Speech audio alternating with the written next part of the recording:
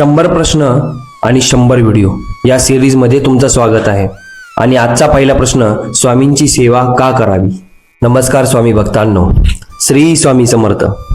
भक्तांनो, या जगात माणूस जेव्हा जन्म घेतो तेव्हा त्याच्या वाट्याला सुख दुःख, यश अपयश, आनंद वेदना या सगळ्याच गोष्टी येत असतात. यालाच जीवन म्हणतात. आणि आपल्या जीवनात प्रत्येक जण काही ना काहीतरी शोधत असतो. कोणी शांती शोधतो, कोणी आधार शोधतो, कोणी मार्गदर्शन. पण जेव्हा सगळे मार्ग बंद वाटू लागतात तेव्हा माणूस देवाकडेच वळतो. अशा वेळेस स्वामी समर्थांची आठवण येते. कारण स्वामी समर्थ फक्त देव नाहीत, ते भक्तांचे आई वडील आहेत, मित्र आहेत, संकटात उभे राहणारे खरे आधारस्तंभ आहेत. स्वामी समर्थ म्हणजे दत्तात्रयाचे पूर्ण अवतार. भक्तांसाठी ते आजही जिवंत आहेत. त्यांनी दिलेले एक वचन लाखो लोकांच्या जीवनाला आधार देत आहे. भिवू नकोस, मी तुझ्या पाठीशी आहे. हे शब्द ऐकायला सोपे वाटतात, पण ज्यांनी अनुभवले त्यांनाच त्याची खरी ताकद कळते. स्वामींची सेवा करणारा भक्त कधीच एकटा नसतो. आज या व्हिडिओत आपण समजून घेणार आहोत स्वामी समर्थांची सेवा का करावी. हा प्रश्न अनेक भक्तांच्या मनात येतो. जे नवनवीन भक्त येतात त्यांच्या अनेक भक्तांच्या मनात येतो की दुसरे करतात म्हणून करावी, की स्वामी खरंच आपल्या पाठीशी उभे आहेत. सेवा म्हणजे काय, आधी ते समजून घेऊया आपण. भक्तांनो, देवाला दिवा लावायचं किंवा नैवेद्य ठेवायचा ही सेवा नाही आहे. सेवा म्हणजे आपल्या मनाला शुद्ध करणं, आपल्या अहंकाराला कमी करणं, आपण स्वतःला गुरूंच्या चरणी अर्पण करणं. जेव्हा माणूस स्वामींची सेवा करायला लागतो तेव्हा त्याच्या जीवनात पहिला बदल मनात होतो. सतत अस्वस्थ असलेले मन हळूहळू शांत व्हायला लागते. विचारांचा गोंधळ कमी होतो. आपल्या शरीरातली, आपल्या मनातली जी नकारात्मकता आहे ती दूर जाऊ लागते. कारण स्वामींचं नाव घेतल्यावर मनाला एक आधार मिळतो, एक सुरक्षिततेची भावना मिळते. जसं लहान मुलं आईच्या मांडीवर गेल्यावर शांत होतं, तसंच प्रत्येक स्वामी भक्त स्वामींची पूजा केल्याने किंवा स्वामींच्या नामस्मरणाने मन त्यांचं शांत होतं. भक्तांनो, जर तुम्हाला नामस्मरण करायला एवढा वेळ नसेल तर तुम्ही कामातही नामस्मरण करू शकता. तुम्हाला आपल्या चॅनलवरती जाल तर श्री स्वामी समर्थांचा जप आहे. एकदम शांतपणे, एकदम छान पैकी तो जप आपण नामस्मरण केलेला आहे. 1118 वेळेस, म्हणजे टोटल 11 माळी. तर तुम्ही तो व्हिडिओ जाऊन बघू शकता. डिस्क्रिप्शन मध्ये लिंक आहे. मित्रांनो, या संसारात संकट कोणालाच चुकत नाही. फरक इतकाच असतो की लोक संकटात कोसळतात तर काही लोक त्यातून अधिक मजबूत होऊन बाहेर निघतात. स्वामी समर्थांची सेवा करणारा भक्त संकटातही कधीच खचत नाही. कारण त्याला आतून एक विश्वास असतो, काही झालं तरी स्वामी माझ्या पाठीशी आहेत. परिस्थिती कठीण असली तरी मार्ग सापडतो. योग्य निर्णय घ्यायची ताकद मिळते आणि संकटातून बाहेर पडण्याचं धैर्य मिळतं. तुम्ही जर स्वामी सारामृत ऐकलं असेल किंवा वाचलं असेल तर तुम्हाला कळेल की स्वामींनी किती भक्तांची संकट दूर केलेली आहेत. बाळाप्पा असू द्या, स्वामी सुत असू द्या, चोळाप्पा असू द्या, स्वामी चरित्र सारामृत वाचायला पाहिजे.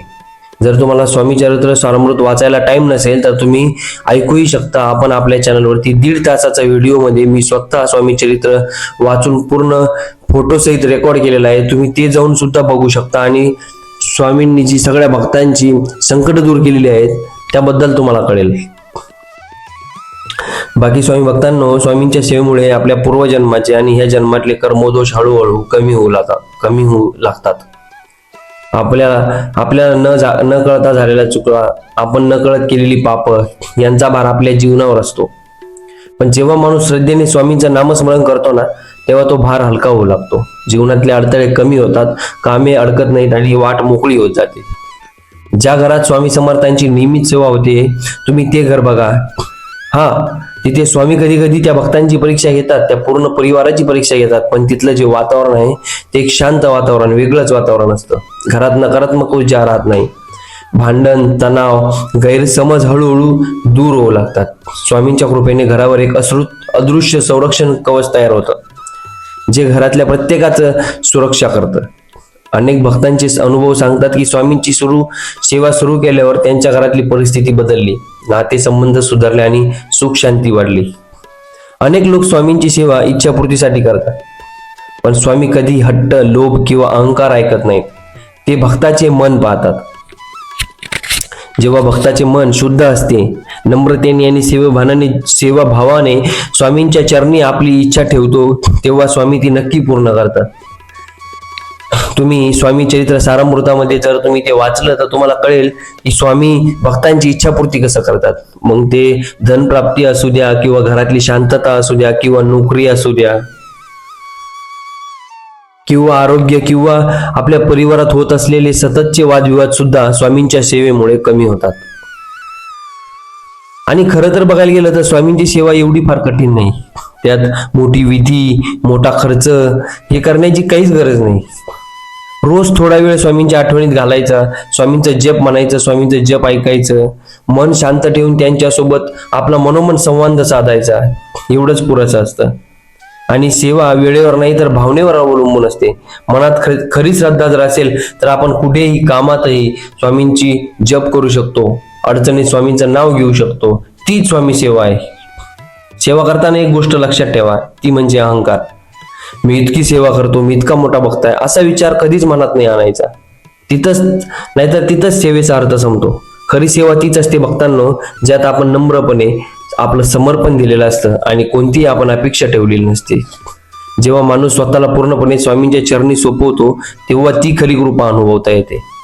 जर आज तुमच्या जीवनात खूप अडचणी असतील, मन अशांत असेल, तुम्हाला योग्य मार्ग सापडत नसेल, तुमच्या भविष्याची काळजी तुम्हाला असेल, तुम्हाला तुमच्या मुलांची काळजी आहे, तुम्हाला तुमच्या स्वतःच्या भविष्याची काळजी आहे, तुमच्या घरात सतत वादविवाद होतात, तर तुम्ही स्वामींच्या चरणी एकदा नतमस्तक व्हा.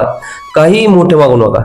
फक्त एवढंच सांगा, स्वामी मला योग्य मार्ग दाखवा, आणि ते तुम्हाला नक्की दाखवतील. कारण स्वामी समर्थ कधीच आपल्या भक्ताला वाऱ्यावर सोडत नाही.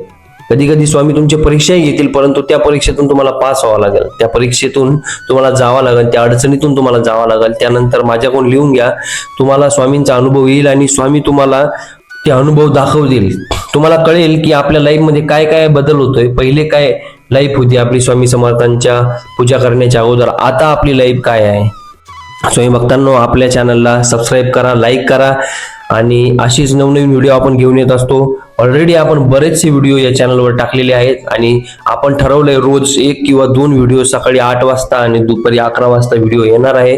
तर स्वामी भक्तांनो, त्यासाठी तुमची साथ मला हवी आहे. तर तुम्ही आपल्या सबस्क्राईबचं बटन दाबा, आणि जर तुम्ही इथपर्यंत वाचत आले, इथपर्यंत हा व्हिडिओ बघत आले, तर खरंच तुमच्यावरती 100% स्वामींचा आशीर्वाद तुमच्यावरती कायम असणार आहे. श्री स्वामी समर्थ, श्री स्वामी समर्थ.